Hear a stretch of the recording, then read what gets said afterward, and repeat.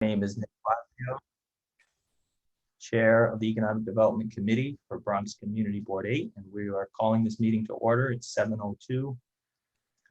I want to thank everyone for joining us this evening, and I especially want to thank the parents, because we have several like myself that have small children.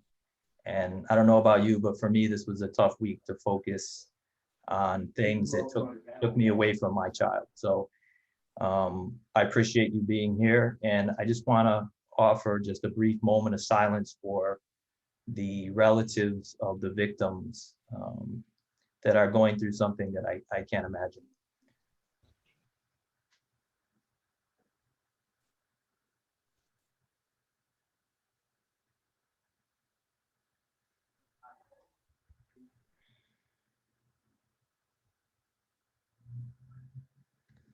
Thank you. We have 4 guest speakers this evening, so we will try to move as expeditiously as possible so that those of us with little ones can put our kids to bed tonight, and some of those who don't, you can get some well-deserved rest. Therefore, I want to thank everyone for placing themselves on mute.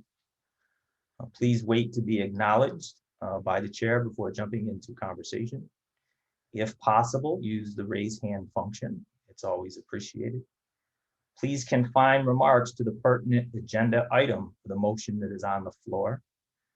Keep comments to about a minute or less, if possible. There will be portions of the meeting that will be committee discussion only, and I will announce that. There will also be designated times for remarks and questions from board members and the public. If you want to identify yourself, please do so. If you're not named, I think everyone is named on the list on Zoom, but if not, welcome to rename yourself. It is not obligatory, however, just appreciate it. So with that, we'll do a quick roll call of committee members. Joy Campbell-Privateer.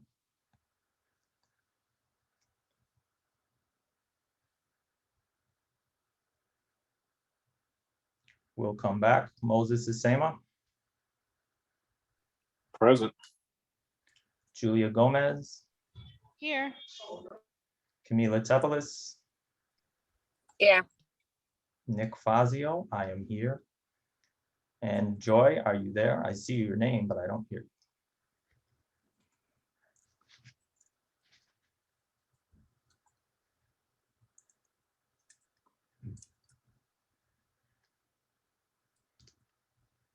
Joy must be having issues unmuting. Okay, well, we will move on. I want to again thank our guest speakers. Our first guest speaker is from the South Bronx Overall Economic Development Corporation, which is not new to this committee, but J.R. Dorsonville is new to Sobro and new to us. And he has a very exciting initiative regarding access to capital for some of our small businesses. And JR, please introduce yourself and take it away, and welcome. Thanks, Nick. I appreciate the opportunity to address this body. So since you guys are familiar with Sobro, I don't need to do the Sobro commercial. So I'm just gonna skip that portion and sort of just jump right into what I do actually. My name is J.R. Dorsonville. I am the Entrepreneur Service Manager for Sobro. I also oversee the operations of our CDFI, which is called Credit Inc. So in that capacity, I provide coaching and counseling, consulting to small businesses in the Bronx area. And in the capacity of director of our program Credit Inc., I provide technical assistance and training to folks with respect to financial management in their businesses, as well as assist small businesses in the Bronx with applying for financing. We also manage a small fund where we provide micro lending to small businesses in the Bronx. And that's actually why I wanted to come here tonight, so I can just kind of make folks aware that this program exists and that we are here for Bronxites who are operating small businesses. So Sobro has a suite of business services. So we assist small businesses in every facet of their business. We sometimes start with people from concept. People come to us with just an idea and have no sense for how they want to bring that idea to life, and we help them with that process. Folks come to us having been moonlighting and are looking to transition into operating their businesses full time. Folks come to us who are already in operation. And then you have veterans who've been operating their businesses for years. They come to us and we assist them in various capacities. One of those capacities is getting certified as a minority or women business enterprise. We help them go through that process. We help them with the procurement process, being able to secure contracts from various agencies, local agencies, whether it's local government, New York City, state, or federal, as well as secure contracts with private corporations who have mandates or are looking to work with minority women business enterprises. So that's one of the programs that we oversee at Sobro. We operate a industrial business. We are an industrial business service provider on behalf of New York City Small Business Solutions. And so we operate that center here in the Bronx as well, providing services to more industrial-based businesses in transportation and automotive, manufacturing, film, construction, those types of sort of heavy industries. And I work with a lot of small businesses in all sorts of industries, not related to specifically those industries that I just mentioned, but people who are starting catering services, dog walking businesses, bodegas, delis, anything that you could think of, I try to assist these folks. As far as the CDFI is concerned, though, we do provide the assistance to folks who are looking for financing. And that's something that I think a lot of people in the last few years have been seeking. So we aid and provided assistance to a number of folks who were trying to get financing during the pandemic. So a lot of the pandemic financing that was out there, such as the PPP, EIDL, the small business recovery grants that the state provided, we assisted folks in applying for those types of loans and or grants. This small business loan that I'm looking to promote today is something that we actually have in-house. We have some small funding that we were able to secure from ESD, which is Empire State Development.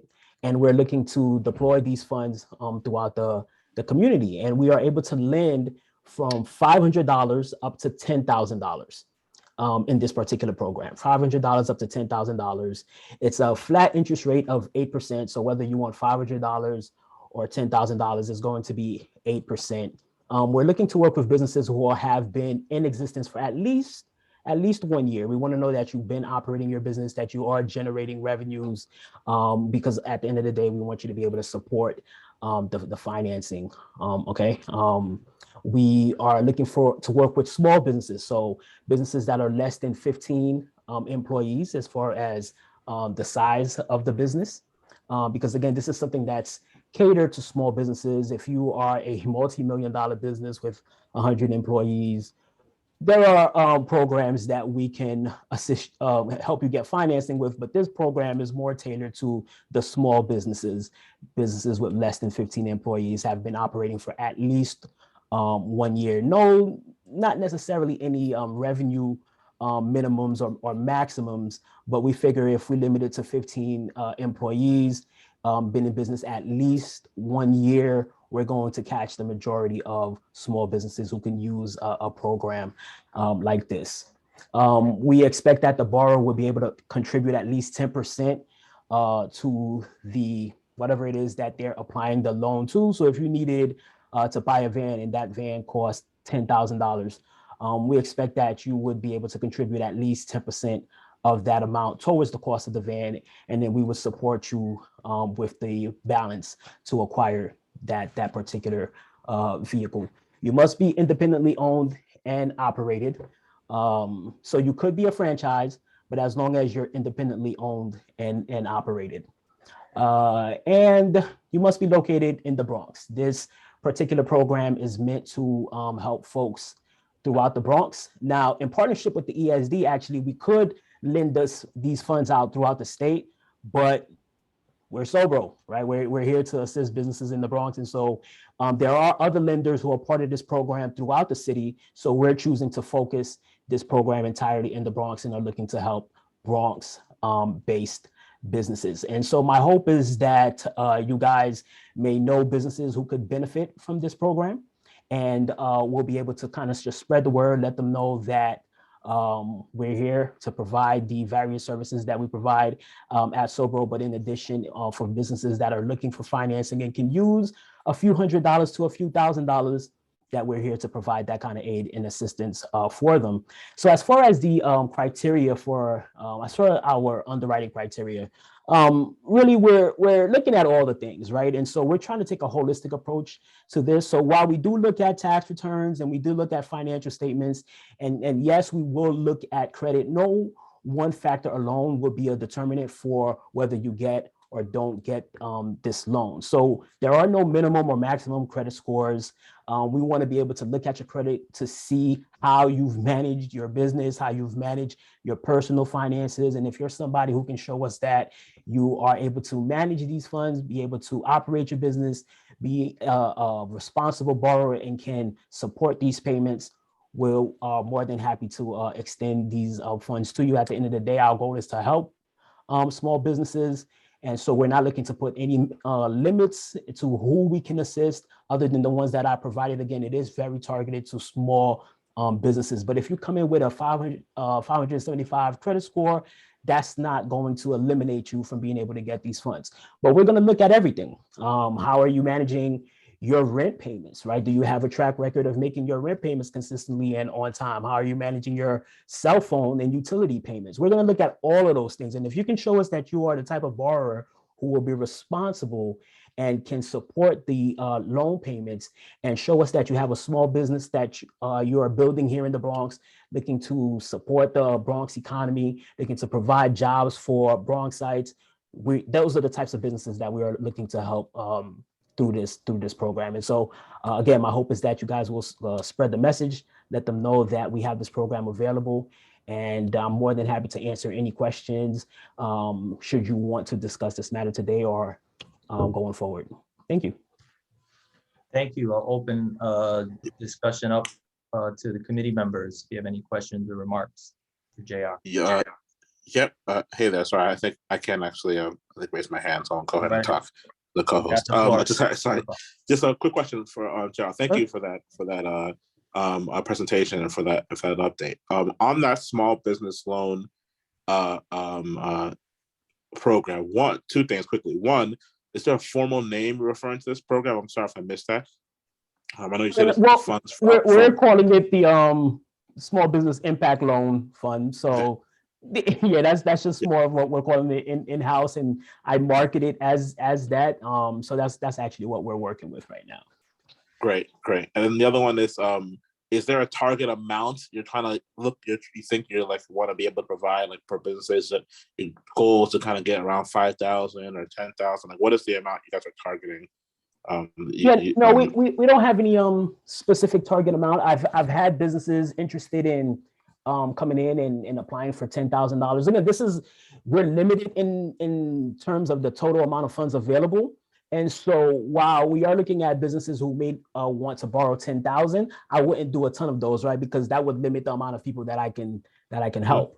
So, ideally 2,500, I would say 2,500 to 5,000 would be great, because then we can assist more businesses. But if you have a need and that need is $10,000, and if you can meet all the criteria that I've talked about today, we're happy to extend the financing. But in addition to that, though, while these funds are limited, we have a number of credit partners throughout the Bronx and throughout the city.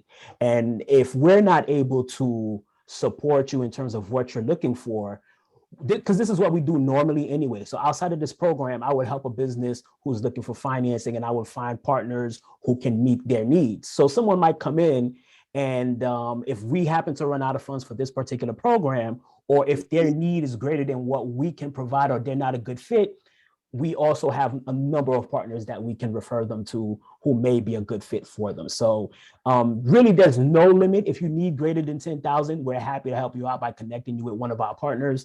So there's really no number that we're dead set on, but 2,500 to 5,000 will allow us, I think, to help many small businesses in the Bronx. Mm-hmm. Thank you. Thank you, Moses. I just want to let people know JR is also was a small business owner, so he learned about lending and economic development the hard way. The hard way. Yeah. Camila. Hey, JR, thanks for being with us tonight. Just a couple of questions, more Sure. targeting. I mean, on Sobra particularly, like how to say, by the name of it is South Bronx, right? So like, what's the difference between South Bronx Overall Economic Development Corporation and the Bronx Overall Economic Development Corporation? Isn't there then like an overlap? And question number one, so I'm asking if there's some sort of like geographic focus on the South Bronx. Two, can you tell me just a little bit, I think you're 501c3, but can you tell me a little bit of how you guys are funded? And question number three, are you aware of any, or do you have any information if there are businesses in a community board 8 that may have so far somehow accessed your resources? That'd be interesting to know. Okay, yeah, sure. So the name is an interesting one that always pops up. So this is actually my first year in Sobro, right? But I've used Sobro services as a client. That's actually how I first heard about the organization when I was a small business owner myself.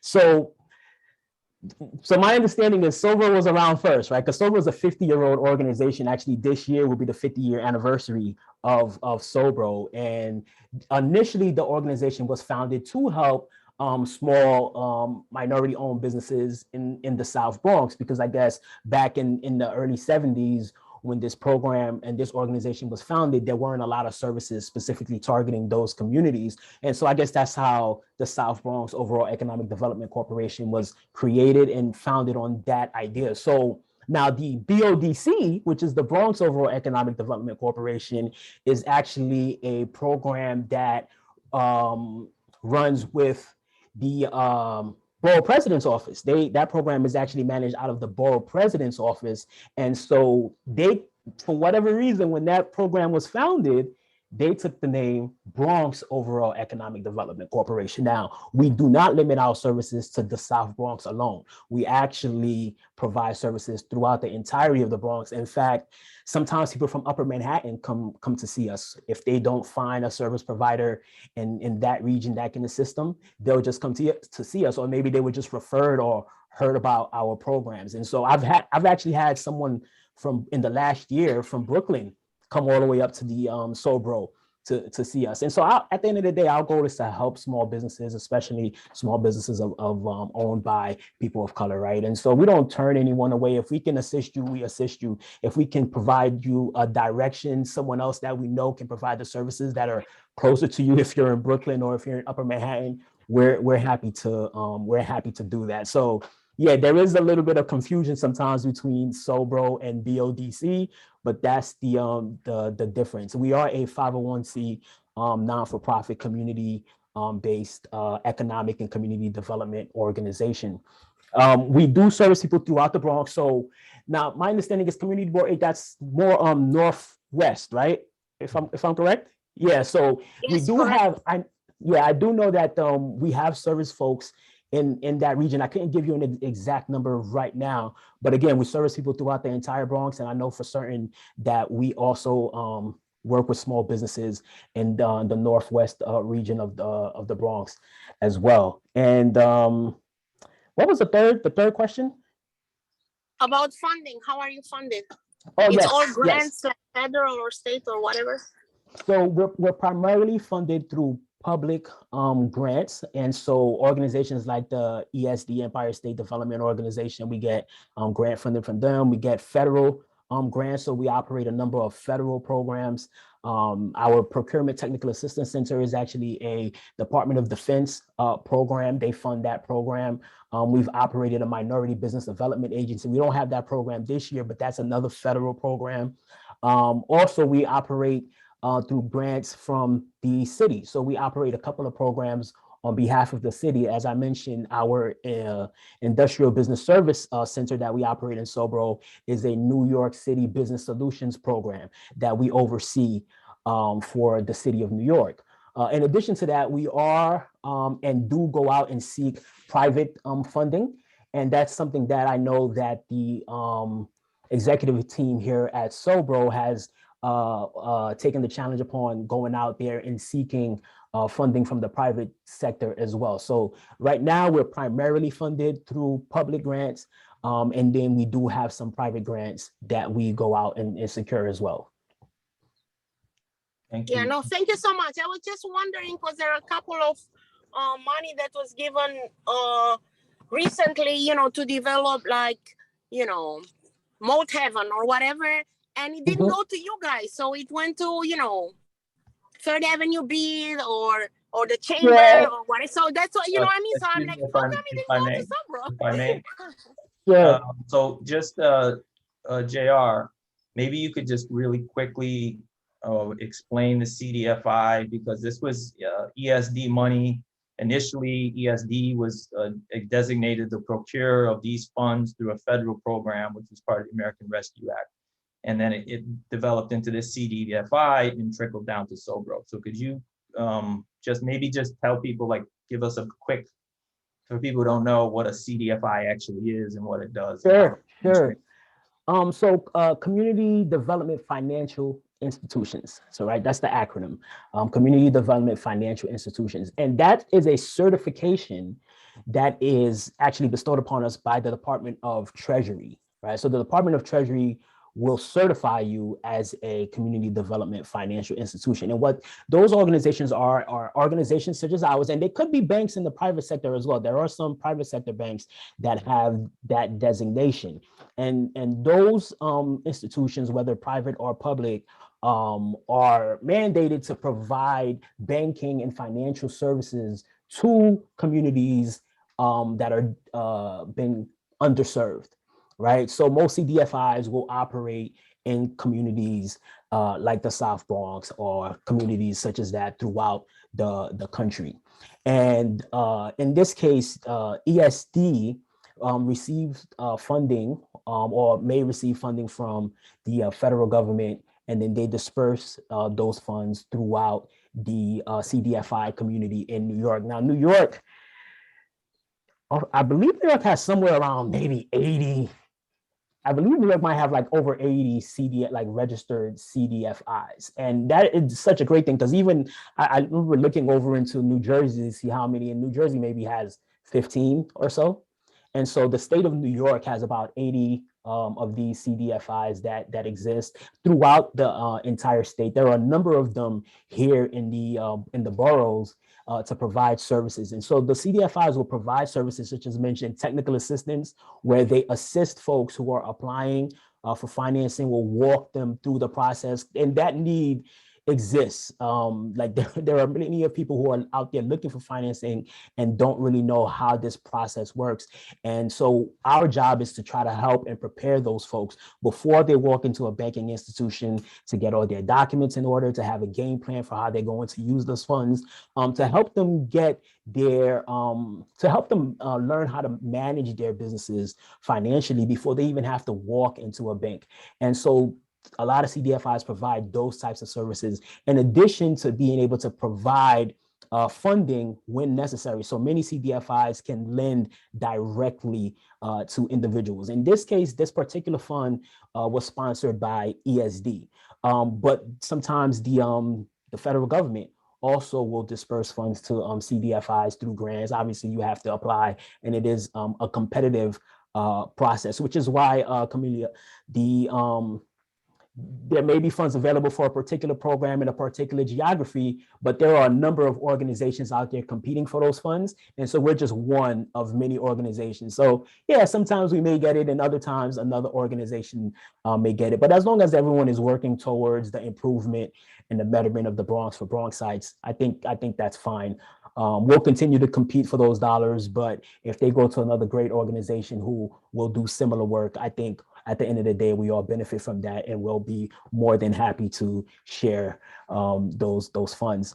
But in addition to that, we could go out into the private sector and raise funds as well, which is something that I'm going to actually start working on myself in terms of trying to just develop those relationships, create programming that we can then pitch to the private sector, and then maybe be able to raise funds that we can then lend out to the community. That is something that happens quite a bit, and we're looking to extend ourselves towards getting towards building those partnerships and being able to raise funds from the private sector. So those funds can come from a number of places. They can come from federal government, local governments, partnerships with private lenders. They can come from other CDFIs. So there are organizations that operate on a much larger scale that may be looking to share the load, and then we'll disperse those funds to smaller CDFIs, such as ourselves, where we can then deploy those funds into local communities. Thank you so much. I want to, at the end of the day, there's a long flow of capital that goes from capital surplus actually into the hands of the small businesses, and there's quite a few mediums of exchange in that whole transition. But we have, is there anyone from the board? I see David that has any questions, or anyone from the public, and we have a couple of small business owners on. Any remarks or questions for JR? Okay, JR, do you have a flyer that we can share with our merchant network? I do. I can post that in the chat before we end this conversation, actually. We do not have a chat operable. No? Oh, okay. Not operational. So you could email it to me, and I'll forward it. That's what I was thinking. Sure. And then we'll send it through our network, and that would be much appreciated, and really appreciate what you're doing, and trying to get access to capital for small businesses is the priorities 1, 2, and 3 in terms of the challenges that they face. So thank you so much. Absolutely. And I want to thank you guys for all the work that that you do. The community boards are vital to just kind of getting information out there, galvanizing people, organizing people around ideas in the public need. And so thanks for that. We appreciate all the support that you guys provide for organizations such as Sobro. I know we've made it a priority to continue to build those relationships, build rapport with the community boards. And thank you so much for supporting our organization. And my hope is that you guys will share this information. And if you hear about opportunities where we may be able to work with organizations that are providing funds to the local community, and you think we would be great at helping get those funds out, please feel free to reach out to me and let me know. You might get wind of it before I do, and I would appreciate any insight, information, and my hope is that I can continue to collaborate with you guys and kind of be a partner as we serve our local community here. Absolutely. I mean, we will certainly take you up on that offer. Really appreciate your time, and please send our regards to Robin and the rest of the team over at Sobro. Will do. Okay, thank you very much, JR from Sobro. Next, we have, speaking of access to capital, we have another presentation on access to capital. This is a different funding mechanism, the 504 lending program, 504 loan program through the SBA. And we have our former committee member, Osvaldo Jimenez, who's going to present for us for the Business Improvement Corporation. Did I say that correctly? Of New York. The Business Initiative Corporation of New York. There you go. Take it away, Osvaldo. Welcome, and sorry that you're leaving us, but I'm sure it's off to greener pastures. Of course, thank you. So I'm excited to be here today presenting on the 504 program. I'll be sharing the screen right now.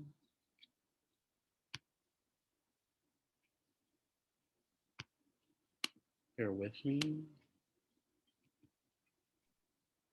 So it should be sharing.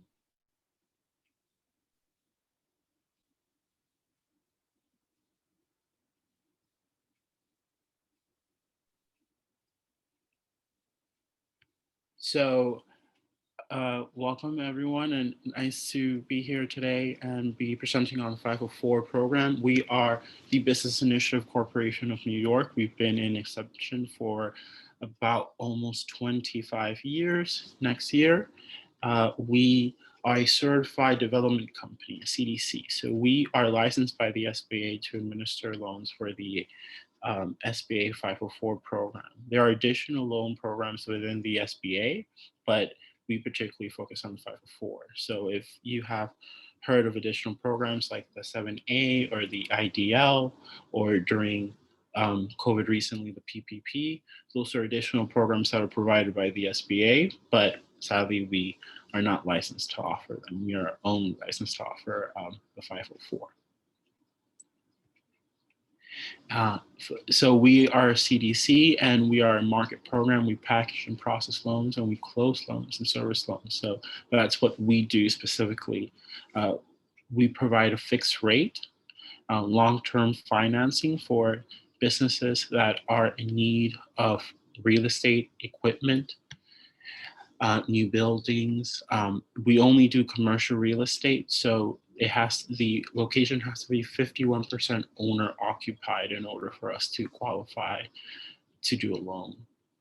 In addition, aside from real estate, we do machinery and equipment, leasehold improvements, and soft costs and costs associated with a project, which additionally, if you are doing a real estate loan, you can also add machinery and equipment and leasehold improvements onto that as an additional associated cost that the SBA would take into account in order to be able to finance. We loan according to service industries and wholesale and retail. We focus on businesses that are eligible in the United States, operating for at least 2 years, and demonstrate a need for credit. And so that's where it sort of can get a little complicated, because the SBA specifically has created the 504 program to help small businesses prosper. And so when we are showing and creating the loan package to then send over to the SBA, we have to demonstrate a need that can't be fulfilled by a normal bank provider, which is why inherently the small business is coming to us, because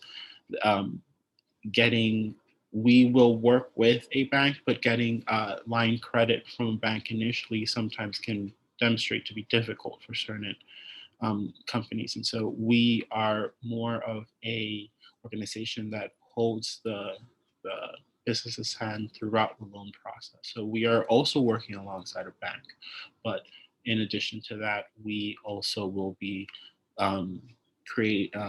being the second lien in the loan. So we would be, I will explain in the structure shortly after, but within the structure of the SBA 504 loan, 40% is us, the SBA, 10% is the equity provided by the loan borrower, and then 50% is the bank. Ineligible businesses include passive businesses, private clubs, businesses that engage in religious teaching or certain beliefs. This list can be long, but also we also offer loans to businesses that sometimes don't seem like they qualify initially, but then after they do. So this shouldn't be a deterrent. So our loan limits are $5 million to enhance economic competition. Minority-owned businesses and veteran-owned businesses are qualify. Business district revitalization. Here you can see the structure of the SBA 504, and as you can see, us, the SBA, are 40%. The injection is 10%, and the private sector, which is the bank in question or the financing company in question, it can get murky, but usually it is a bank in the private sector who will be working alongside us as the first lien in the loan. An example of 504 would be here we have use of the funds for purchase of land. Construction, building, and closing costs would be 25 million. The purchasing of the land would be 200 million, and the construction would be 775 million. So that would be a total project cost of 1 million. So that would require borrower equity to be at 100,000. Lender, which is the first mortgage, which would be the private equity partner, would be at 500,000, and the SBA would be at 400,000.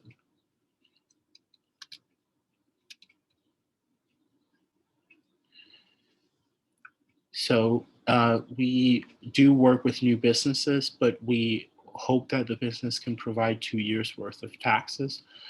We work with theaters, golf courses, hotels, gas stations, but these specific businesses, because of the risk associated with, would require higher equity on the borrower side, so either 15 to 20%. Loan terms, according to what we are financing on the loan, usually real estate is 20 to 25. Sorry, apologies. Machinery and equipment and household leasehold improvements are 10 years. Right here we have a design studio that we've worked with in the past called Carson Wilker. And so they were both real estate and household lease improvements. Size eligibility, in order for the business to be eligible, the net income cannot be more than $5 million for preceding 2 years, and a tangible net worth of 15 million. Collateral and conditions. So all businesses who have 20% owner or more would require personal guarantee.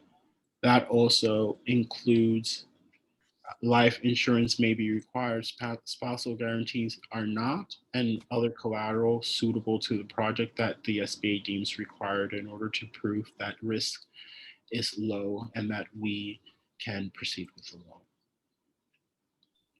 Benefits to the borrower include a down payment of 10%, which is small compared to many organizations, or equity desired by the private sector, fixed rate and self-amortization. The owner occupancy does require to be 60% on new construction though, and 51% on existing, as I said before. And in addition, the mortgage recording tax is exempt. Currently, we're at 2.8%. So as you can see below, those are examples of how much a borrower could save, given us having an exemption on the recording mortgage tax. So an example prior to a loan example that I just provided was a 1 million SBA loan. So the borrower would save 28,000. Repayment fees are due every 5 to 10 years, depending on the outstanding balance. And so that fee is then calculated into the loan at the inception, and then it would be then paid.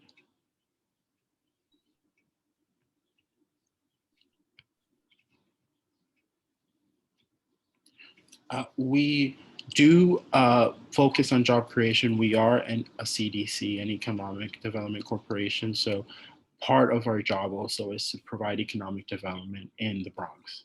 And so, and in New York State, but we have a particular focus on the Bronx since we work alongside BOEDC, and we are also housed under BOEDC. So we, for every $65,000 borrowed, we create one job, and for every $100,000 borrowed to a manufacturing facility, we create and another additional job. Our BIC has had many accomplishments. We have closed about $60 million in loans, leveraged 79 million in private equity, 29 million, and generated a total of 168 million into the Bronx. We have retained 474 jobs and created 1,907. And we are continuing to do so. We are located at the Bronx County Courthouse. Our website is BIC of NY. Our executive director is Rafael Roger, who is currently in the meeting, and we will both be answering any questions.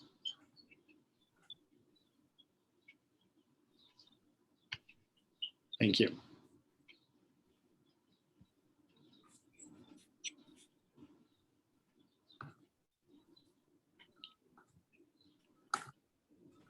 Thank you, Wally. And before we open it up to questions by committee members, I just want to welcome BOEDC Acting President Rafael Roger.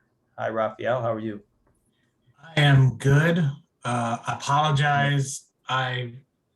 It's been a long day, but we got here. And Osvaldo did a great job. I just heard the tail end, but whatever questions you guys have, even on BOEDC side, if I can help, please just let us know. Great. Yeah, and we want to thank you for doing 2 jobs at once. And I know I stood you up for lunch a couple weeks back, but it was beyond my control, so I owe you one. It's all good. It's all good. Go ahead, Camila. Yes, hi. First, let me say hello to Rafael. Rafael, you're becoming here a frequent customer. Last night you were in a CBA meeting for over 3 hours, so thanks for coming over. It's nice to see you again. Osvaldo, thanks for the presentation. It was nice to see both of you at the Bankers Breakfast. What was it, like 2 weeks ago? Feels like 2 months. It's super exciting to see that, Bronx economic development organizations are kind of back and new things are popping up. Congrats to Rafael for launching the website for BOEDC. It was something that I had heard in a couple of places, people being excited to seeing that up. I guess my questions about the BIC is a bit similar to my previous question to Sobro.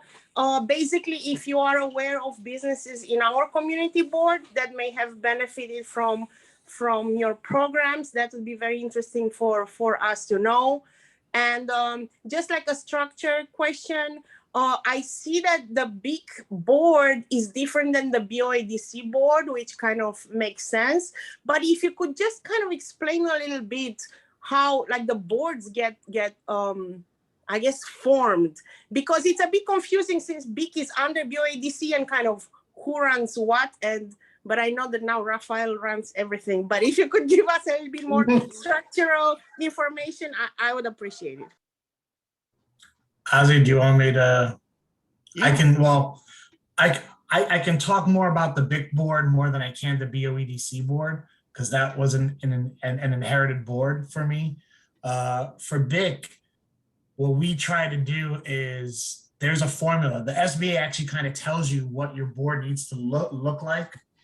So we're only allowed to have 60% bankers, because if not, we would be bank heavy, because you would pretty much be just trying, and this is what's happened with other CDCs, companies that do what we do. They'll stack us bankers so they can get deals, rather than trying to do what we were formed to do, which was to help the community. It was to go into those areas that were underserved and look for businesses that needed help. So what we've tried to do with the BIC board is kind of tailor it. So we've got people in the insurance industry. We have people that are, we have a CPA. We have a couple of attorneys. We have Johnson Security, who is basically, she is a third generation on our board. Her grandfather was on our board, her dad was on our board, and now she's on our board for BIC. We try to do a good representative of the business world as well as community members. Salsa Catering was on our board. They had to step off because we actually helped them get a loan for their building. Just to avoid the look of impropriety, we asked them to step off. But in your area in particular, we just did one for Fusion Electric, who's on the northern end of your district. I believe they were on 240th and they're moving into a new building a little further north, but still within the area. There's got to be others, but I just can't think off the top of my head that we have active. Pursue Psychology. Yes, as well. She has 2 locations, one in Washington Heights and one in Inwood, or not Inwood, in yeah. So she's a psychiatrist for, that's exactly what she does. During the pandemic, she had to pivot to do everything online, but she did it. I'm talking a lot, but that's basically it. We'll work with anyone who needs the actual help. That's truly it. We understand that our mission as a certified development company is to help those people in the area that want to put roots down and don't want to be pushed out. And that's something I spoke about today. We spent the day with the folks at Lehman. The borough president spoke at the graduation. And then I had a tour of their continuing education program and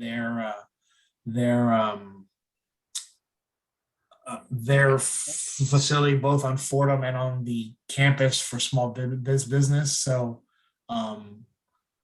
it's been a day of just trying to figure out where we fit in. And part of what I've realized of what we do is we used to do a ton of loans in the North Bronx and in certain areas that were considered hot areas, the Zarigas, the South Bronx in the empowerment zones.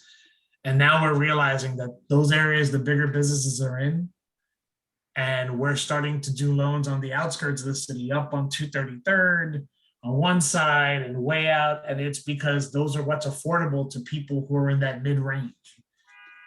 My issue now is we have to start doing more for the folks that are within these communities that want to stay. If you're in a taxpayer and your landlord is going to put it up for sale, that's really what we do. We try and keep you in those locations. If there's a commercial condo, which is where Pursuit Pursuit is, she bought her commercial condo. That's what we're here for. So we're doing those kind of that kind of lending. So Raphael and Asvali, again, thank you, Asvali, for that presentation. I've got one general question about the 504 that you don't have to answer in its entirety, and then I've got a couple of specific ones, and I'll try to make them brief. The 504 conceptually, theoretically, was designed to empower small businesses so they actually could become property owners as opposed to tenants. So it changes that power imbalance between the commercial tenant and the commercial landlord. And I guess my question is the 504 working as it was intended? And if so, or if not, why not? It's a great question. It works as it's intended, but like any other government program, larger businesses will use it to leverage what they can. And that being said, we've had businesses that grew out of it. We had businesses that we've helped when they were literally in their infancy under my old boss, who's now at Ponce Bank and is Madeline Marquez. And that's fine. When you grow out of it, you're supposed to grow out of it. But what these guys do is they'll use like regulatory workarounds. Like you can say I have, my business will create 500 jobs. And if you can document it, because when you originally started, you can use it to work around. You do get a little bit of an incentive if you are a tech company or a manufacturer. They will allow you to lend to a larger group that does that. Where what we've run into in our city more so than out in the suburbs, where you have more of the taxpayers and you can go into smaller buildings when you're up in the Hudson Valley, is that we have a lot of property owners that have high-rise buildings, but they're not condoing the space for businesses to be able to move in. So that has kind of hurt too. If you're a mom and pop and you really want to protect yourself, but you're stuck in one of those larger developments, unless they're condoing that space or co-opting that space, you can't get into that building, or at least stay in to lock your rates down, your rent down and your expenses down long term. But yeah, it can work and it does work, but like any other program, if you are, for lack of a better word, there's one right now that we just found out, it's a husband and wife team. The wife is legal in this country, the wife is not. And, you know, in theory, we can't do that loan because they are married. If they were separated, it would work. But it's those kind of things that make you crazy, because in theory, this is a business that's been around for 15 years. He doesn't qualify under the, I forget the name of the program, that if you were bought here as a small kid, because he came at 18, but if he would have come at 17, he'd qualify. DACA. Yes. If he would have come here 1 year early, he would have qualified for the program. But because he didn't. I'm sorry. You know, it's just those little things that, and there's other little nitpicks that I have with the program, like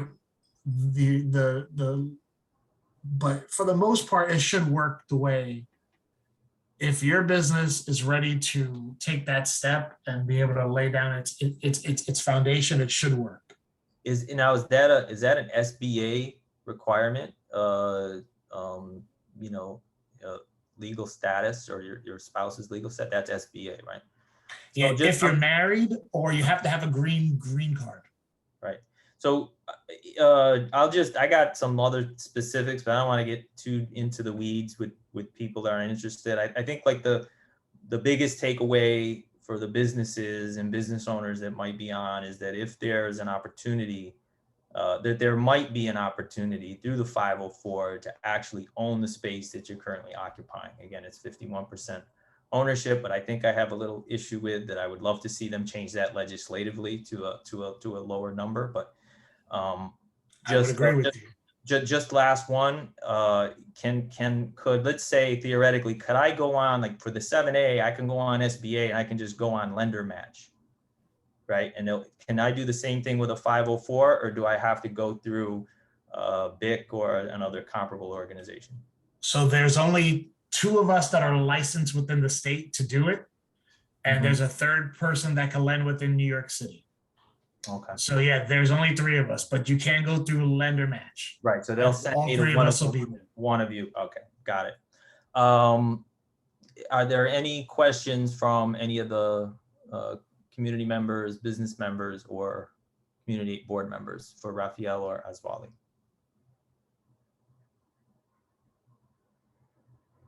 Okay, gentlemen, thank you so much for that very informative presentation. And Asvali, if you want to share that presentation with us, we can see if we can get that up. With Do It, we'll put it up on our website so that it can be accessible to other businesses that might not have been able to be here. And if there are any promotions or marketing campaigns that you do, we're more than happy to participate in that. And whether it's just sending out an email, posting something on Facebook, or even going door to door, which as well, you know, I like to do. So we're more than happy to partner with you on that. So just let us know. We'll be sharing the presentation and all the information provided during the end. And one of the things too that might be of value to you guys, is through our office at BOEDC, they do have Chamber on the Go folks. So if you're not being serviced by the bid, or you feel you just want something and you have a question, we can have someone that can answer for you too. So Awesome. Thank you so much. Thank you very much, gentlemen. All right, so next we have our small businesses on, and I appreciate their patience. We have two small business owners that are going to be giving the small business owners report this evening. And first, I want to introduce Vanessa Ortiz from This Bronx Girl Designs. Right? Did I get it right? Yes, you got it right, Nick. Design. All right. Well, welcome. Tell us about your business and how you got started and what you do and how we might be able to help you. Thank you. Well, you know, it was interesting listening to the previous two presentations because I feel like I represent another type of, another type of business that probably blossomed from, the work from home environment. I'm an interior decorator business, and I provide services and decorative goods to, renters, homeowners that have all sorts of space issues and really just want to beautify and improve the function of their home, whether it be the full home or an individual area. This also includes closet organizing and decluttering, because that's a big issue, I think you all know, just in the United States. But more deeply, the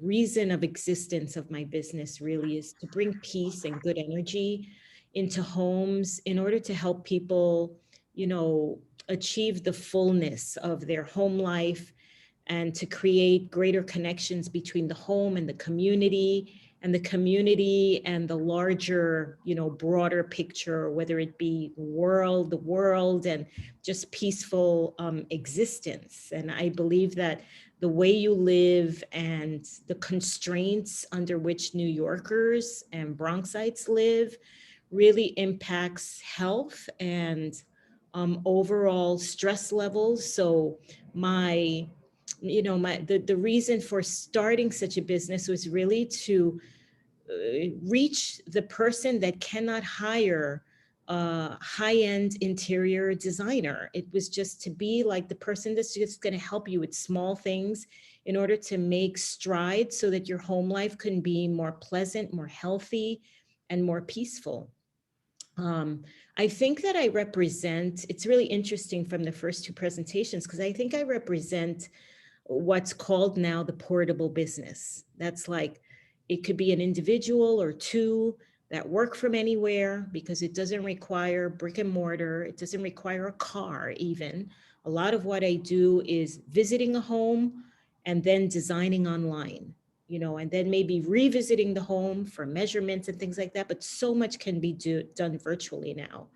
And so this, I was watching Channel 13 News the other day, and I saw this statistic that I wanted to share. And it said that there's a 159% increase in work from home people since 2019.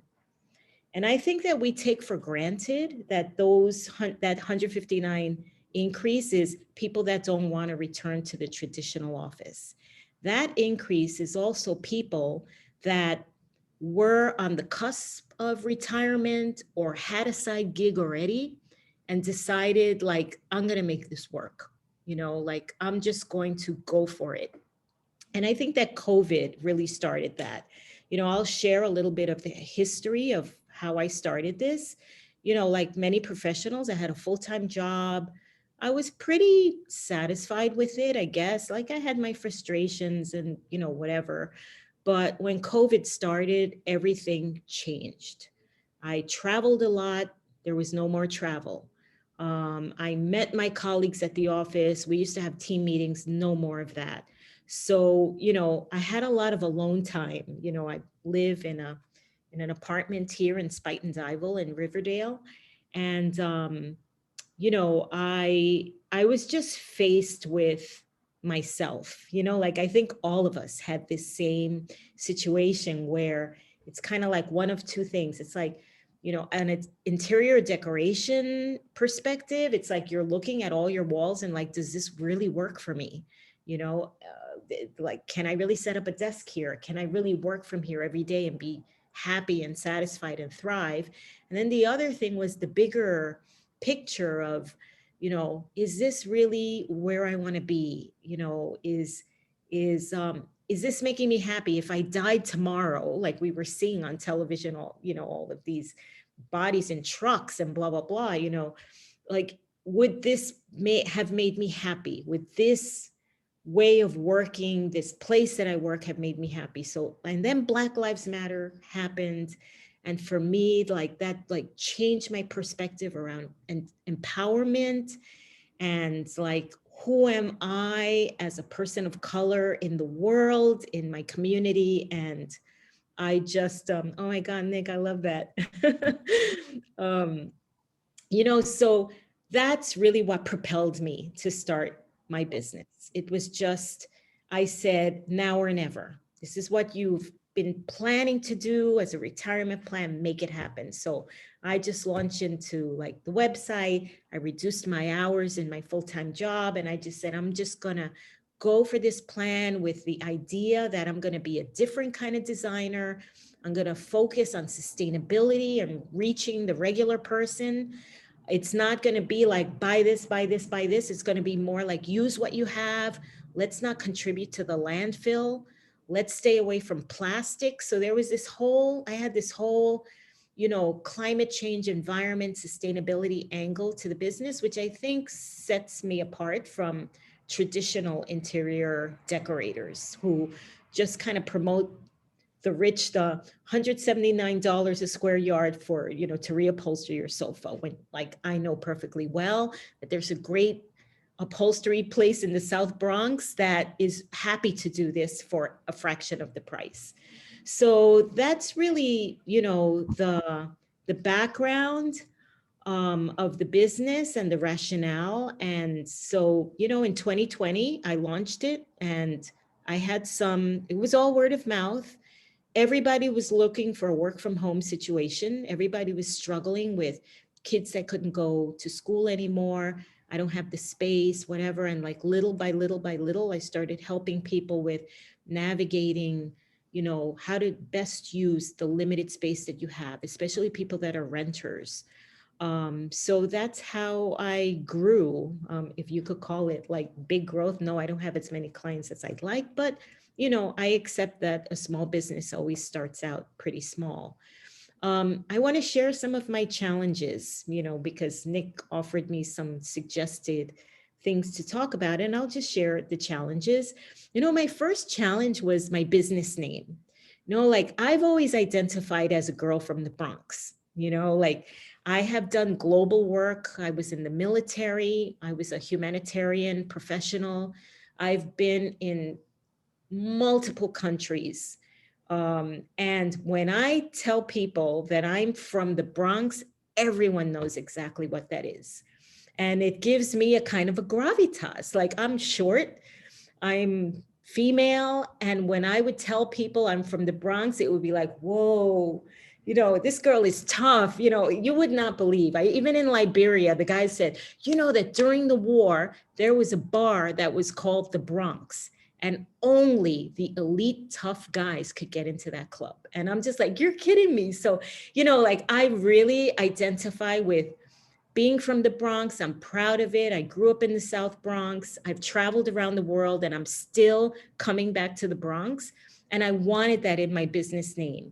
And the Bronx County, after 3 tries, denied and denied and denied. So my formal business name, according to my business certificate, is This Girl Designs. But you will see in my t-shirt, if you could see it, I use Bronx.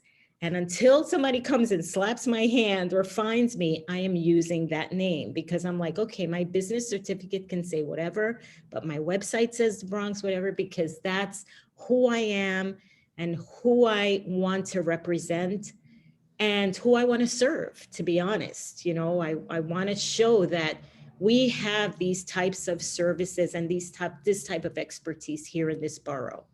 So that was my first challenge. The second challenge was, like any small business, you know, the startup costs were really overwhelming. I just, you know, it's like, all right, I paid for the website, then I paid for the domain name, then I started with the legal, and then the Bronx name starts getting declined, and then I got to pay again to try again with the BX instead of the name Bronx, and then that got to, like, it's like fee after fee after fee. So, you know, not only that, my design software, my phone had to have a better camera. I had to buy web security because I do so many searches for furniture and things like that. So it all adds up. And like when I did my taxes last year, I was like, oh my God, like it was really a depressing thing. But, you know, the tax guy on Johnson Avenue was like, this is awesome. You go, don't worry. Next year it's going to be better. He was like super encouraging. But, you know, it is really hard for the solo person that is starting a business to deal with all of the startup costs. The third challenge has been really getting the word out, you know, like, yeah, I could Instagram until, you know, until the end of time, but am I reaching the constituents that I want, you know? Am I doing it just to be famous? Or am I doing it to really gain clients? And this is really a challenge. So, you know, the word of mouth has been my best way, and visiting the real estate agents on Johnson Avenue and Riverdale Avenue, and like finding the right business card moment with people. But I think that the fact that a lot of businesses in the neighborhood don't have bulletin boards anymore where you could post something, I think that COVID stopped a lot of that. Is really makes it hard for people like me. I'm going to share something really special too that maybe you don't know about, but I live in a co-op building. I'm a shareholder, and the bylaws say that you can't have a business from your home. So this is a 1963, you know, rule. Like many co-ops in Riverdale and in New York, the bylaws were established back in the 60s, sometimes the 70s. So this leaves some ambiguity in terms of like what constitutes a business from home today, especially with COVID. So, you know, the rules aren't really keeping up with the times. And I think it's up to board members to like make the judgment, and you never know where board members fall on this. So I think it creates a little bit of uncertainty for people like me. I know Arnie, you know, Arnie is in a rental building, but I met him at a pop-up market, and I told him, are you in a co-op or a rental? And he said, I'm in a rental. I said, if you were in a co-op, they might have shut you down a long time ago. So, and he said, yes, I know. So this is something that, you know, I don't know if this community board is, you know, capable to take something like this forward, but this issue of the co-op rules in New York City and the bylaws and the lack of keeping up with the times just leaves a kind of like a cloud over some of us of uncertainty, like, I'm timid to post very widely, because if someone were to say, wait a minute, you're running this out of your home, even though like I can take my laptop anywhere and do the work anywhere. So anyway, I just wanted to share that as a particular challenge. What can the community do to support people like me that are in, like, I'm calling it portable business? I mean, look, you know, it's really interesting because everybody, progressives, profess to be, you know, for the environment, blah, blah, blah, but we're the first ones shopping on Amazon and getting everything from China. And it's really just disheartening for people like me, because like, just when you think you have a constituency, everybody prefers to buy from someone else. I mean, I make all cotton goods that support the environment, and, you know, my price cannot compete with Amazon. So, you know, I participated in the pop-up market at the One Yoga for All studio on Johnson Avenue just a couple of weeks ago. And, you know, even that costs a lot of money, because you got to pay to get into the market. I had to pay to buy a table. Then I had to pay, you know, Uber back and forth to get my goods there because I cannot carry all this possibly on my own.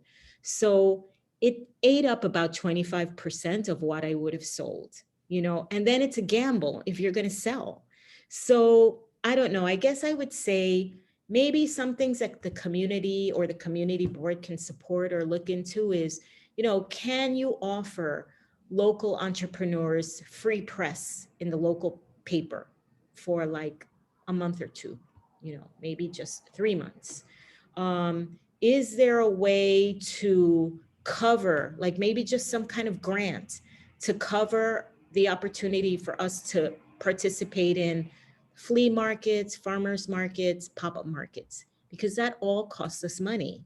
And we don't always have the guarantee that we're going to sell because of the reasons that I mentioned. Some people walk in and they're like, oh yeah, you're from the Bronx. That's really nice. Oh yeah, but I'm not going to pay $30 for that when I could get it in Target for 10, you know? So not everyone accepts the value, and that just makes it harder on us to provide the service. So I don't know what else to say. I guess I'll leave it at that. I mean, I would love, you know, if I could say what's my dream or what's my goal, if I could just have a magic wand, I would say I would love to have a grant to support the poorest of the poor. I think that those are the people that do not have access to great home design, to making the best of really rotten homes that are handed to them or the only thing they can afford. I worked with refugees in my previous job, and I have seen the way that they live and the homes that they are stuck with in the communities they're stuck in. And I feel sometimes like if you could just bring some joy when they walk in the door, that could be a game changer for sleeping well, eating well, living well. And then they got to walk out the door and they got to deal with those shitty jobs they have and the shitty commutes that they have. But this little piece of something, I would love to provide it. And it's part of the reason why I started this business. But getting a grant for that, I don't know even if it's possible. So I'll just leave it at that. Right now, I'm on a for-profit basis. If I could be on a nonprofit basis, I would love it. But, you know, I have my expenses too. So just to share the challenges and the dreams of people like me, you know, it's fun, it's stressful. It's like month to month sometimes, but I wouldn't go back and change a thing. Let's put it that way. So that's it. Thank you, Nick. Thank you so much for sharing your story. That's a very compelling story and a lot of good information. Are there any questions or remarks from committee members?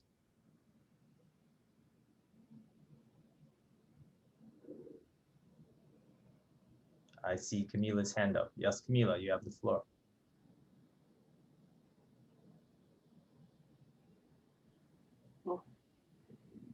Hey, Vanessa, I just want to, yeah, just wanted to thank you for being here, and very inspirational story. I wish more people, you know, after such a career, because I relate a lot with the international background and sort of human rights work, but I wish more people would be like you know, reaching a moment where they kind of want to take their sort of happiness into their own hands and be in charge of their own sort of business and economic destiny. And I do hope that it brought you sort of that additional enhanced level of quality of life that you are hoping for. So just wanted to say thank you.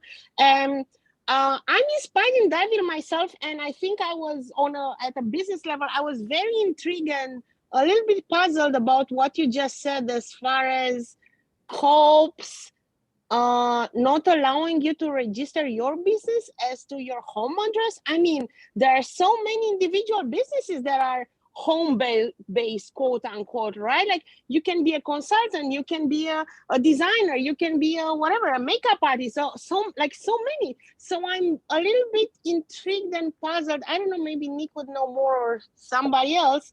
if this is like something specific to your co-op that's very like peculiar, or is this something that we heard before?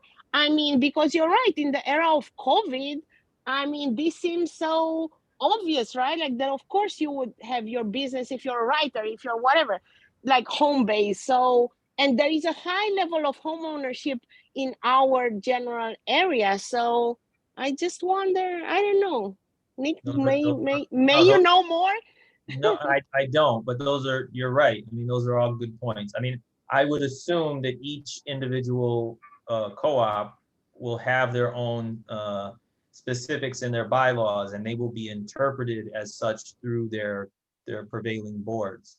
So like Vanessa mentioned, that it's possible that the verbiage in their proprietary leases are antiquated, and then that's why it reads the way it does. But to your point, Camila, we have hundreds of home-based businesses right here in Riverdale, Kingsbridge, Yeah. like North Riverdale, Marble Hill, that where people are doing just what Vanessa's doing. And so, I mean, they wouldn't be able to throw us all out because we would lose a significant portion of our population.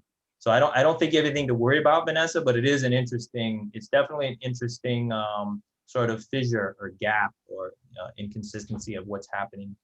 I mean, sorry. Just one thing it occurred to me, just because I can see why some type of business say, I want to open a grocery store in my living room. I can see one my neighbors like wouldn't like that and my co-board, right? But if it's businesses that you can conduct virtually, or it doesn't that don't include like a flow of traffic or whatever. So I just wonder if we could inquire somehow, like like if there's something that would apply to that, because I feel like she's being she feels very insecure about that for appropriate reasons. But I just wonder if we could maybe direct her to legal resources that could like ease this concern or whatever. Plus, I mean, of course, you have like dentist offices, doctors at the first floor, which I think has a special regime. But in her case, and this type of business, I mean, I know of businesses that require so much more people traffic that are perfectly allowed to be in co-ops, shrinks, whatever, like all these things. Anyways, yeah. Okay. Joy. Thank you, Vanessa, one more time. Yeah, you're welcome. I just want to say one thing, like I think that my building is not very different from many co-ops that say the units in the apartment are to be used for residential purposes only. But that statement leaves for interpretation. So I think that back in 1965, what that meant was, an apartment can't be used as a dental office, or it can't be used as a daycare center, or it can't be used, as a piano training, whatever. So, but I think that the bylaws in many buildings that were built in the era that Riverdale faces have not adapted to the changing workforce. So it leaves some ambiguity of, can I bring a client here? Can I make my pillows here? Whatever. So anyway, that's where this like a little bit of the hesitancy comes from for me. Joy, you have the floor. Vanessa, you have a great website. I just visited it. Oh, thank you. Have you given that was so much work. Yeah. Have you given any thought to minority women certification? It's not a magic pill, and some services are easier to monetize than others, which I've found. But it just occurred to me, so many of those minority women business vendors have home offices that might benefit from your service. And it might be an entree to a client base. It's a somewhat arduous process, but once you get the city, you can get reciprocal certification with the state. And there's a huge database there of people that you could solicit without being self-conscious about it. Yeah. Okay. Thank you. I'll look into that. Yeah, and we have, I don't know if JR is still on, but I know that Sobro is actually helping one of our businesses right here from CB8 to do just that. So we can definitely connect you Yeah. to their contact over there. That's helped, actually it's helped a few of our businesses through Sobro that have gotten MWBE certification. So if you're interested in that at all, Vanessa, we can connect you. Okay, great. Great. So we're going to open up to Community Board 8 members. I see David Gelman. Yes, thank you. Vanessa, I've been on my co-op boards a couple of times and the Association of Riverdale Co-ops. Frankly, I wouldn't worry about it. You know, if you were getting huge boxes from FedEx and UPS and the Postal Service and DHL 4 times a day, and you had 7 sewing machines and 7 employees in your living room and your bedroom, and you were creating noise and vibration, and you had clients coming in and out all day long, it's the traffic and it's the fire hazard that a co-op is worried about. If you're working off your laptop and you see 3 clients a week who come visit you because you're mostly going to their sites, don't worry about it. A co-op would be very, very hard pressed to start proceedings based on such a limited kind of thing. But, you know, again, I wouldn't, you know, pack to the rafters pillows that you want to customize it, because frankly, that could be a fire hazard. Yeah. And you know, it's a judgment thing, but I wouldn't be so concerned that technically you are operating a business. It's really an issue of traffic and fire hazard that co-ops are concerned about, and reasonably so. Thank you, David. That's very good insight. Really appreciate it. And I know David is self-employed too, so he runs a business. He knows a little something about that as well. So thank you, David. Are there any questions from the community? Anyone else in attendance? JR, welcome back. You missed us. Yeah, my camera is on the fritz here, so I'm afraid I can't turn the camera on, but I did want to just chime in real quick with respect to Vanessa. We can and do help small businesses like yourself. We love to engage with entrepreneurs at all levels. So please feel free to reach out to us if you need any assistance with respect to your business operations. We are definitely here for you. So I don't want you to feel like you couldn't reach out to an organization like Sobro. In fact, that's like, you're precisely the reason why we exist and why we do what we do. The entrepreneurial spirit amongst small business owners like yourself, micro businesses, it's alive and well. Many people took the leap of faith during the pandemic, and you know, it's always challenging starting a business, but so many people have done it during the pandemic and are starting to see the fruits of their labor. I was actually at a little business festival down in the Bronx, down on Canal Street by 138th, just this past Saturday, and a number of the people tabling at that event were small businesses just like yourself. In fact, one young lady started a business during the pandemic where she designs buttons that hold name tags. And the reason why she did it is because she was working in a hospital during the pandemic. People were wearing masks, you know, everybody was covered up. You couldn't really see people's faces. So, you know, apparently, you know, her family, she comes from like a family of artists. Like, her big sister is like an artist, and she never drew in her life, but for whatever reason, she was inspired to start drawing and started drawing these buttons that look like the people, like that look like the person wearing it.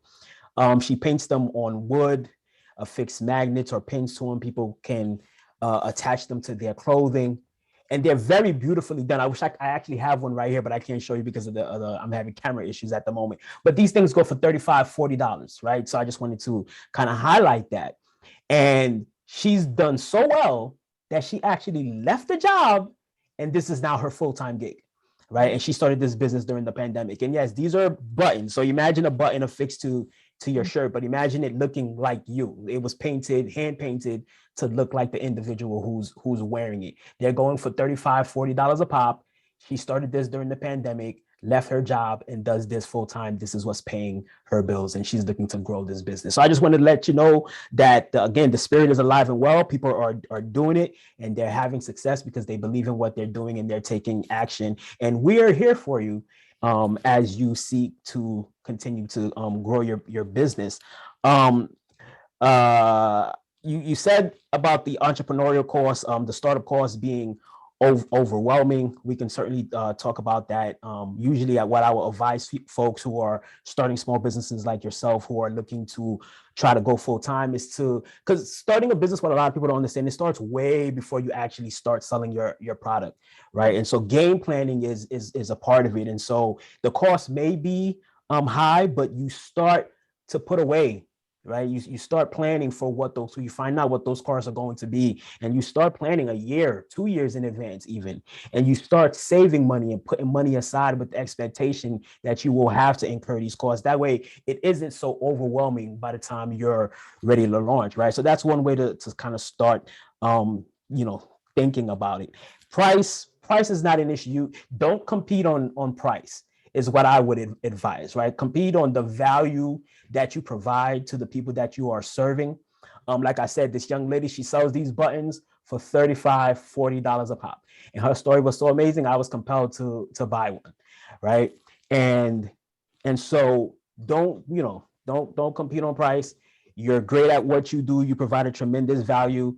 Seek out clients who will appreciate what you do and are willing to pay what you're worth, right? So I would say that as far as getting the word out, yes, advertising can be expensive, marketing can be expensive.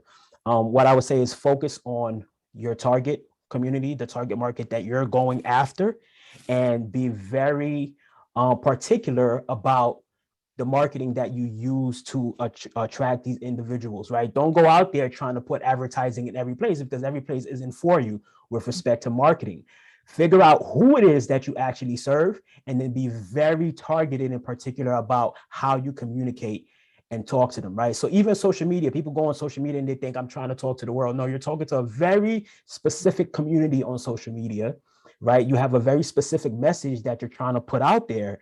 And then so you want to kind of hone your message, you want to target your community, and then you want to then create a message that can reach that particular community, all right? Because if you're trying to reach everyone, you're not going to reach anyone, right? So start to think about it, and we can have these conversations and talk about it in great detail. That's what I love to do.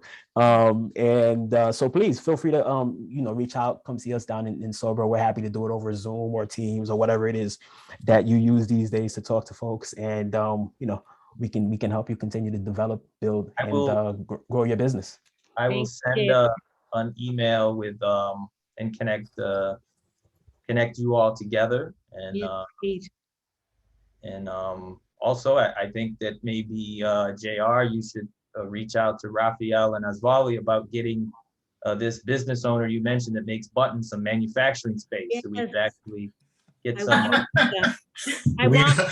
manufacturing going on, and some local hiring. And listen, she has plans. She has plans that may very be necessary in the near future. And by the way, we love Raphael and Aswali. We work with these guys, and like I said, we don't compete here in the Bronx. Our goal is to do what's necessary for the community. We're gonna duke it out over the name, but other than that, it's all good.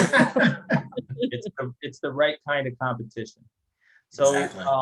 Asvali, did you have your hand up? I'll take one more because we still have Ari from River Videos to give us a quick presentation on his business. So, Asvali, your hand up? I just wanted to let Vanessa know that one of the aspects of the business initiative is that we do help businesses promote. So if you want to send your Instagram handle to us, we can easily share that on our social media. Okay, great. Thank you. That's awesome. So I'll connect you guys as well. Okay. All right, in an email. Okay, Ari, I appreciate your patience. I'm sure you're probably working while you're multitasking, because you're an industrious entrepreneur yourself. So please introduce yourselves, tell us about your business, how you got started, and what's going on with your business. Thank you, Nick. Hear me okay? Yep, got you good. Hi, my name is Ari Oshinsky. I started my company River Videos in 2016. It was a big change for me coming from a corporate world at NBC television, but I felt like I had a passion to do something on my own, to run my own business. And I want to echo something that Vanessa was saying, is that I'm very proud to have a business in the Bronx. It's really something that's great to talk about to my clients, but also to live here and to work here and to make video for my clients in the Bronx. I think it's great. It's one of the best boroughs in the city, and it's really great every day to be here. I also, like Vanessa, mostly run my business out of my apartment. I do a lot of editing, so I have like a workstation here. But for production and for filming, I have to travel to clients' locations, a lot of live events. Sometimes I need to rent a studio. So for the past 6-7 years, I've been slowly growing my business, starting off with about 40,000 in sales. Each year growing about 20-30%, with a big dip during COVID, where the first year I had about 40% reduction in traffic and in work. But now I'm on track to do about 120,000 in sales this year.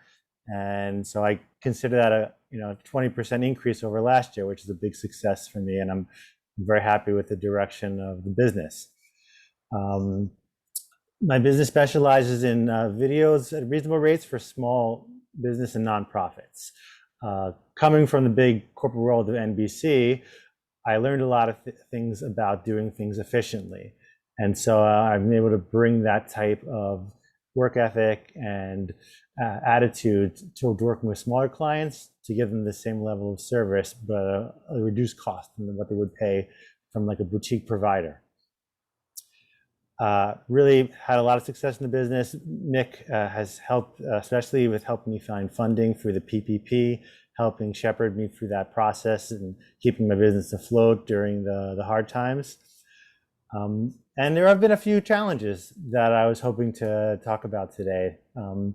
One of the biggest things, I think, in this area, unlike in Manhattan, is a shared workspace. Like Vanessa and like many other small businesses, yeah, I work out of my home, but it's not a place where I like to meet clients. It's, I have 2 small children. The apartment can sometimes be a mess, and my wife works from home often now too. And then during COVID, we weren't bringing anyone into the house at all, especially in a small apartment. So the search for a place where I can conduct my business that looks, equitable and looks like an official place is hard in the Bronx. In Manhattan, there are shared workspaces. There are a lot of studios you can rent, but that will require a commute. And then that's a lot of time to bring gear over there, or to set up, to meet someone just for a few hours. So that search for a place that's local in the Bronx, in the Spine Dival area, Kingsbridge, or here in Riverdale, that's one of the biggest, I would say, solutions that I'm looking for right now. A second issue that I often face is the New York tax and filing system. Vanessa talked about this a little, where she found it a lot of steps that have to go through. And then whenever I have to file like my annual or quarterly reports, I feel like I have to relearn the New York website every time. And there's always something I'm forgetting, and like, oh, I forgot this trick that I have to click here, or I have to sign in under my business name and not my personal name.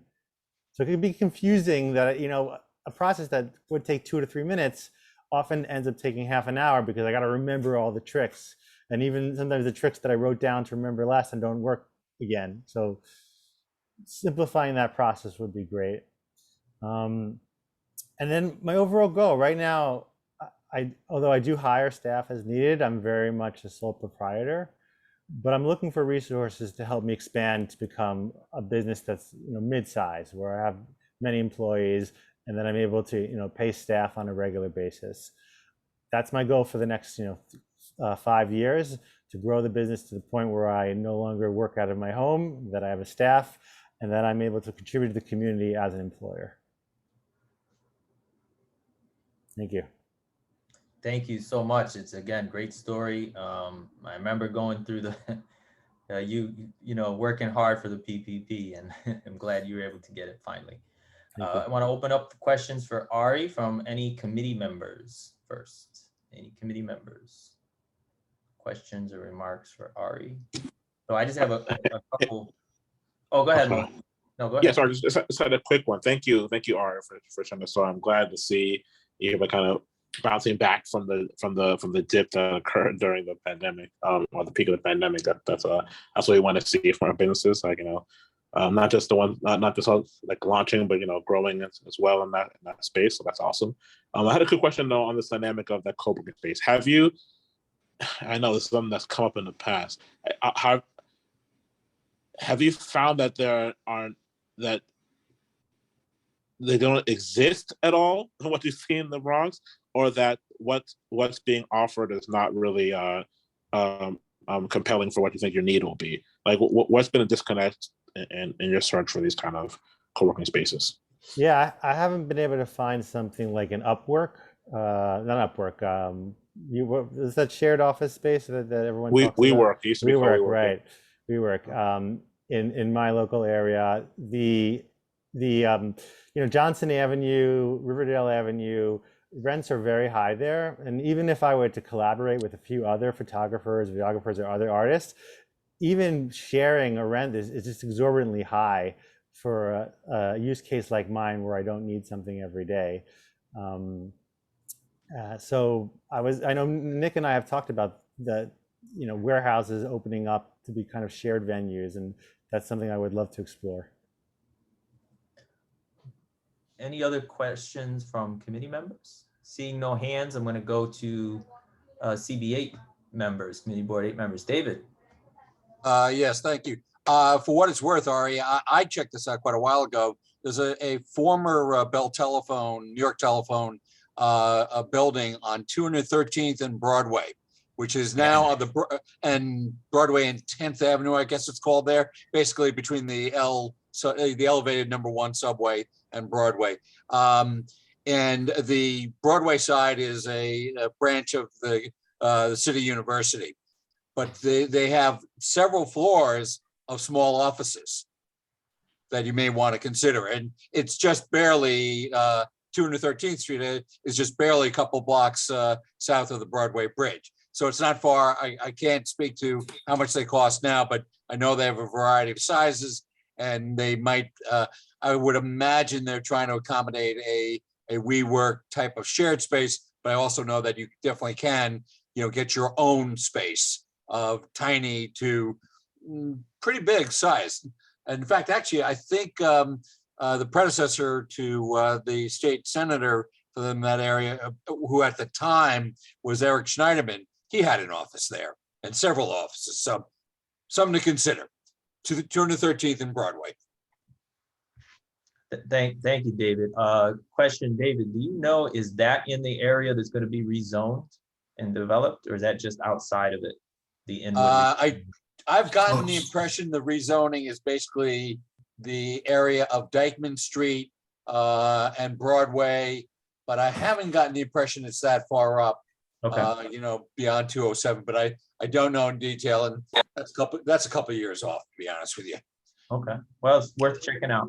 Thank you so much. And then anyone from the community? I see JR's hand up. Go ahead, JR. Yes, first of all, Ari, congratulations on your business. And again, I just want to offer, you know, Sobro's services as you look to grow your business. With respect to the co-working space, there aren't many opportunities here in the Bronx, unfortunately.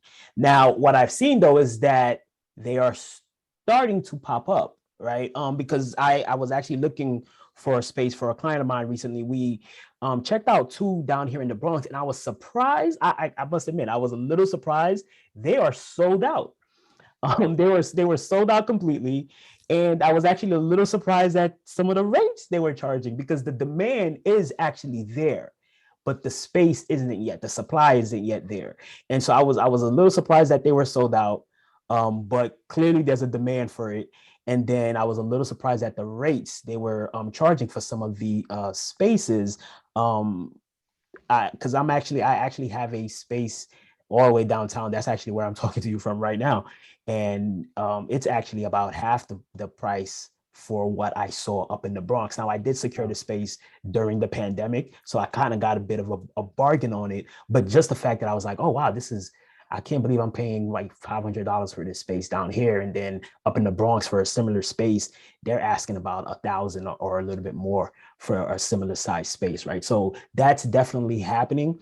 I must admit that once I actually started researching this, that I'm thinking to myself like, oh man, if I could find open floor plans somewhere, maybe I should look into getting into the co-work space business, because clearly there's a demand in the Bronx for it. But I'm happy to see that, because people like yourself, people like Vanessa are starting businesses and need these types of facilities, especially if your buildings are not conducive to starting home-based businesses. So I'm glad that the Bronx is starting to come alive, starting businesses, the fact that this need exists. But right now there is a dearth of these types of facilities in the Bronx. But I do think that's going to change, because investments tend to follow opportunity. And right now there is an opportunity in the Bronx for that type of space. So I imagine that more people will start to look at this and then possibly start making these types of investments in terms of creating these types of spaces up here in the Bronx.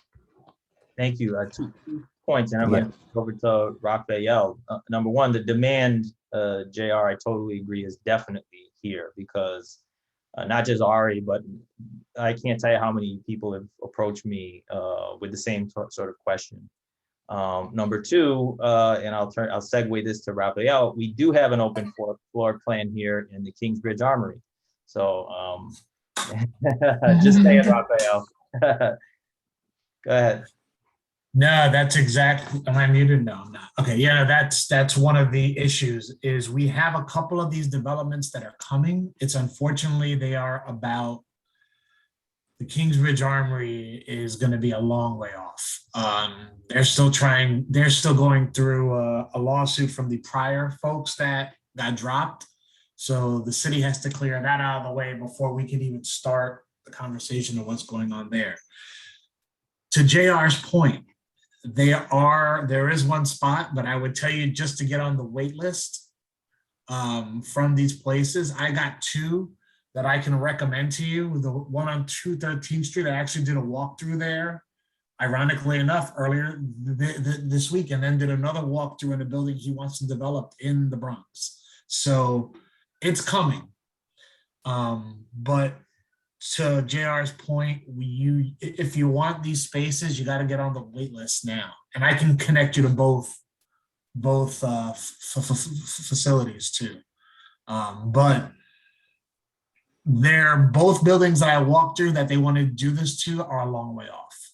I have a facility and this is going to be, I don't know if I should even mention it, but in a horrible place called Yonkers that does this kind of work that you can rent from, that we did a 504 for, and we're actually in the process of doing out for one in Brooklyn as well. So I know and these guys are specifically in your industry. So I know that those spaces are there and these guys are working on it, but specifically co-working in houses, we're still a little bit away. I'll definitely endeavor to connect Ari with BOEDC, and I'll email you, Raphael, if that's all right. Absolutely. Awesome. Last one, and then we have to move on. David, your hand up again, or is that from before? Yeah, no, again, since Raphael mentioned Yonkers, if you consider going up there, there's something called Yoho. They're trying to take off on Soho and all that sort of stuff. But it's a former carpet mill. They're a huge building. The reason why it might be interesting to you is there are a lot of artists there. Yeah. And you could you might be able to collaborate. I couldn't get into. Actually, Vanessa, it might work for you as well. It's called Yoho, and I think it's on Warburton, but it's worth checking out. It's not terribly far from the Yonkers train station. It's very easy to get to by the Sawmill River Parkway. But again, the artist community there is huge, and it might be something you could collaborate with. Thank you. I've heard of Yoho. Thank you, Ari. Thank you, David. Really appreciate the business owners coming on and sharing their stories with us. And I think we've connected you to some valuable resources, and I'll follow up with emails to all the things that we discussed. And as always, the Community Board 8 Economic Development Committee is here for you whenever you need us. If we can't help you, we can find somebody who can. So please keep us in mind, and don't hesitate to reach out. Okay, next on the agenda is, speaking of our merchants, the Betty Campbell Adams Most Valuable Merchant Award. So by my count, we've had 4 nominations. Edu from Marmalejos, owner of One Yoga for All, the Bronx Burger House, Laura Levine Pinedo and Andre Alcei, the late Jimmy Packus from Tigerdale Automotive, and Patty Cassier and Joe Spiraccio from Cora Hardware. I think that's all we had. And I'll leave this for the committee. Is there any discussion on any of the nominations? Hi, this is Moses here. I mean, sorry, I can let you go first. Yeah, I know I can't raise my hand, so I always jump the gun here. So, Go ahead.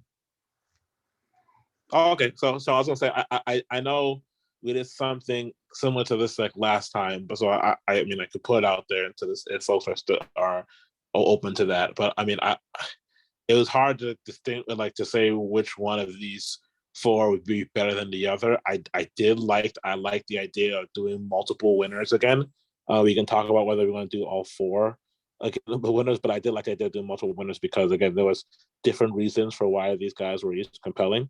And so it was hard for me to say who one I thought was way over the other. But I did love the fact that at least for a couple, and the one in particular, there was a lot of different folks who came up and supported and asked for the same business to get the award. I always like it when I see that.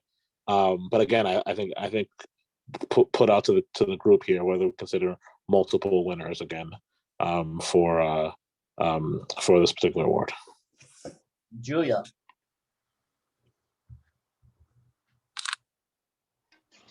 I'm sorry, I'm not quite at home yet, but I'm going to make the same argument I made last year. I agree with Moses. Like, I think it's good for business. I think it's good for the community. All of these businesses seemed really deserving, and I think we should honor all of them. It's not an untenable amount of people. 4 awardees, I think, is 4 or 5. It's a great number. Like the Community Service Award does it. I think we can do it, and I think they all deserve it. Camila. Yeah, I mean, to an extent I agree, but to another extent I think differently also. How to say, you have like last year, like we had kind of 5 or whatever, maybe even more last year. And, we decided on 2. So this year is kind of the same. Like if everybody that gets nominated wins, then it's kind of a, I don't know. It's not an award. It's just whomever gets nominated. So personally, I would be a vote for the first 2 that were read. I'm aware of their work. I'm not aware of the others' work, though I fully believe that there are reasons, very valid and justified reasons, and they are deserving of praise. But again, if that's why it's an award, and it's our decision to make on comparing the merits of all. If we, everybody that get nominated wins, or if just, that those that we truly consider to be leading win. So for me, it's the first one. Moses or Julia, do either of you want to make a motion to pass all 4 of these at once?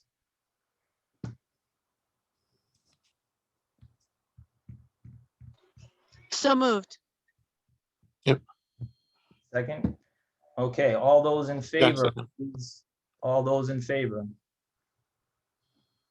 Please raise your hand. The motion is to award the most valuable merchant award to Cora Hardware, Jimmy Packus, the late Jimmy Packus from Tigerdale Automotive, Bronx Burger House, Laura Levine Pinedo, and Andre Al Said, and Edu Marmalejos from One Yoga for All. So that is the question. All those in favor? I'm raising my hand, but obviously I can't raise my hand, so. I'm raising my hand too. And for some reason, I'm the host and I can't find my hand. No, host can. I think that's a I plus can't point. raise my hand? Okay. So Yeah. Moses, you got the tally? Yep, I have 4. I have Joy, Julia, Nick, and myself. Okay, abstentions? Yep. Please raise. Yeah, vote. I'll abstain on this. Yep. So you have 4, you're good to go. Okay. Yep, okay, got it. Got it, Moses? Okay, so congratulations to our nominees. We'll have that ceremony in the fall in conjunction with the Irv Latimer Award. And all these individuals are certainly deserving and have in different ways have really supported the community and really done everything to embody the spirit of entrepreneurship and you know, sort of honor the legacy of Betty Campbell Adams. So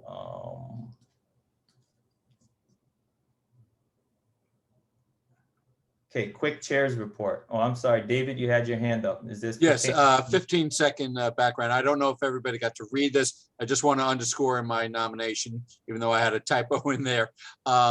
This award, frankly, was my idea about 4 years ago to go alongside the Community Service Awards.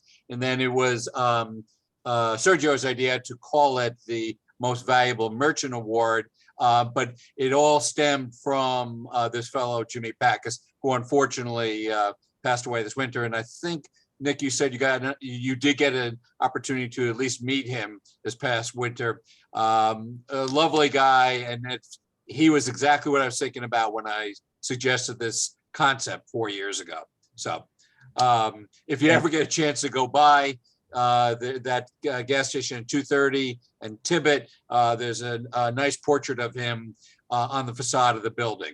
So yeah, thank you, David. And I want to thank you for making that introduction. And just we are moving a little bit behind, but I spent about an hour with Jimmy one afternoon, and it was one of the most educational hours of my life. And I'm not exaggerating. It was really remarkable. So he's well deserving of this reward. So. And if you go into the gas station, into the office there's some really cool pictures from the 1940s of the family business, the Packus Brothers Esso gas station.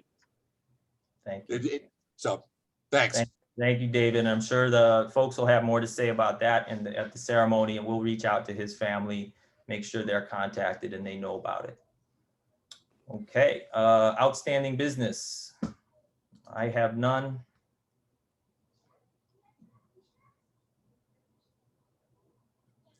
Any objections? Okay. New business. Is there any new business?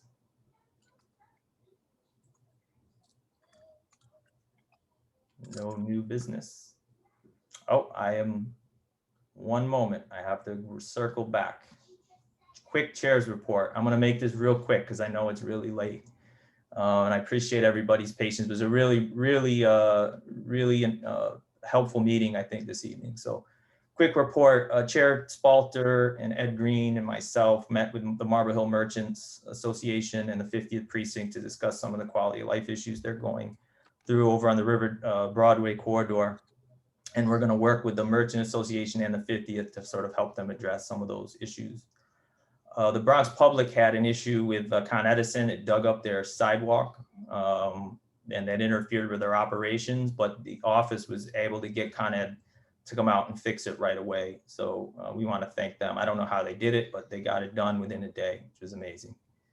We're still getting multiple complaints about illegal vending. Kira and Tanya have been trying to work with DCWP, and we have followed up on just about every complaint. I think we followed up on every complaint that we've gotten with DCWP.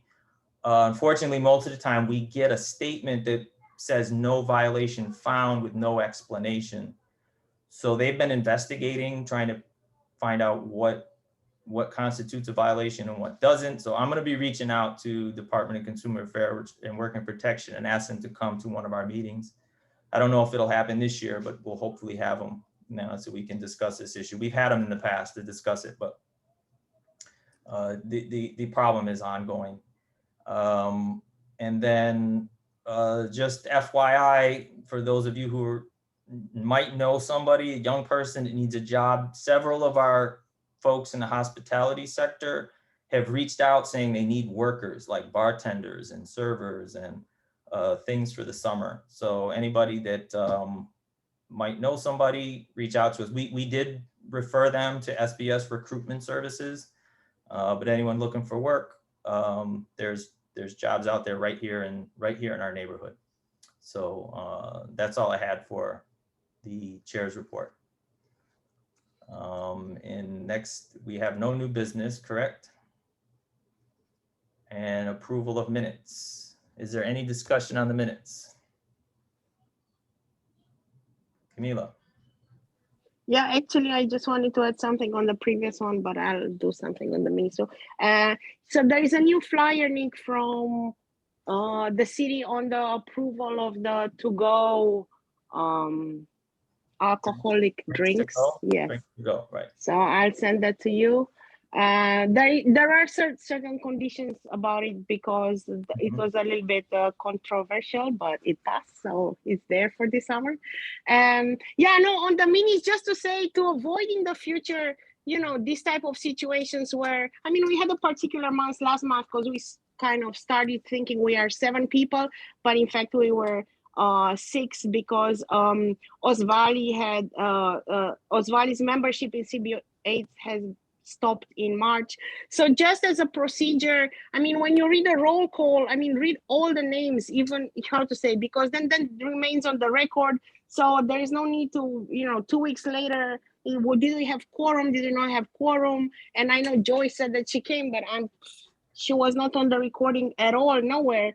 So just, you have a committee of 6, like read six names. So who's there? Even now, I mean, some people have technical issues. Joy was there now, but for example, she didn't confirm. But if she wouldn't have spoken today, we wouldn't have. You see what I'm saying? Anyway, yes, so just that. Is there a motion to approve the minutes, please? Motion to approve. Is there a second? Second. Okay, all those in favor?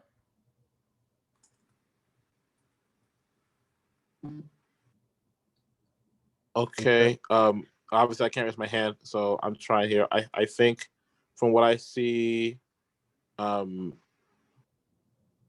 actually just see Camellia and Joy. I'm sorry, what is this motion that we're? We're approving the Minutes? minutes. The minutes, yes. Okay. Any abstention?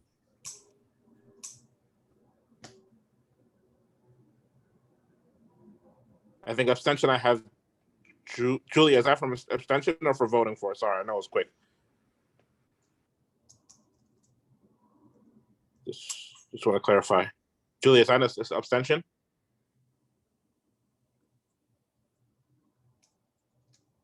You may not be, I think you're on mute. You may not be able to come. Okay.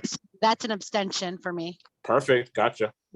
So, You know what? I'm sorry, but I will abstain too for the issue of quorum because it was too, yeah. I mean, we have no recording, so. So we've got 2 abstentions and 3 in favor, correct? That's what I have, yep. Okay, the minutes are approved. I saw JR, maybe, did you have your hand up one last time? Yes, before we adjourn? I did real quick, because yeah, when you mentioned the thing about the jobs, it sparked my memory here. We're actually administering the summer youth employment program for the city in the Bronx. And so if you have any local businesses that are looking for staffing during the summer, we may be actually able to connect them with a number of youth through the summer youth employment program. Great. And that program is actually, it's the wages are paid for by the city through the program. So Wow. you can staff your business and have it paid for through the program. So please let me know. I'll be happy to make the connection between the staffer here at Sobro who's working on this program and anyone who's looking for staffing during the summer. Yes, if you want to, if you can connect me with that person, so that way I'm not sending you emails from our businesses, and then I can connect our businesses with that contact person. Yeah, no, happy to do it. Thanks. Awesome. Thank you so much. Motion to adjourn.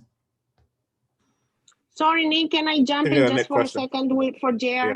Yes, go ahead, please. Yes, JR, if you, how to say, I do have a job. I have been recruiting for like the past month unsuccessfully, and it's a fully paid job, full-time, 55,000 with benefits. So I would ask, I guess, Nick, for your email to send it over to you, because if you have people, that's a very nice job to have in Morris Park Bids, where I'm the ED as a project manager for on an SBS project. So Great. yeah, thanks. I'll send you guys an email intro so you have each other's email. Motion to adjourn. Motion. Yep. Second. Anybody Second. opposed? Second. Yep. Okay, thank you all. Thank you so much. I'm gonna go give my little girl a kiss goodnight. I appreciate you all being here, and have a great Memorial weekend. Take care. All right. Thank you. Thank you. For having me. Appreciate it, guys. Got it. Take care.